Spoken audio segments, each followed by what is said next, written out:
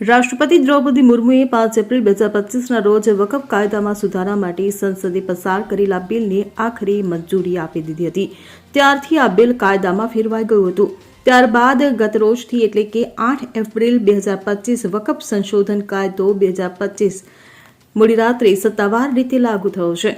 આ અંગે કેન્દ્ર સરકારે નોટિફિકેશન જાહેર કર્યું છે.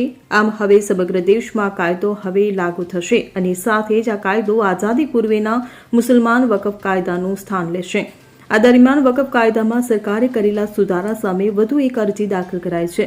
વકફ સંશોધન કાયદાની વિરુદ્ધમાં થઈ રહેલા વિરોધમાં સુપ્રીમ કોર્ટે ઝડપથી સુનાવણી કરવાનો નિર્ણય લીધો છે.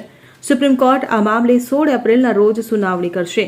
એનડીએ સરકારના વકફ સંશોધન કાયદા 2025ની વિરુદ્ધમાં વિપક્ષના નેતાઓ સહિત મુસ્લિમ ધર્મ સંગઠને સુપ્રીમ કોર્ટમાં અપીલ કરી છે, જેને પડકારતી અપીલ પર સુપ્રીમ કોર્ટ 16 એપ્રિલે સુનાવણી કરશે. Bureau report CN24 news. હવે જુઓ દેશ દુનિયાની તમામ ખબરો તમારી આંગળીના ટેરવે. ઉઠાવો મોબાઈલ અને Google Play Store પરથી ડાઉનલોડ કરો અમારી CN24 ન્યૂઝ મોબાઈલ એપ.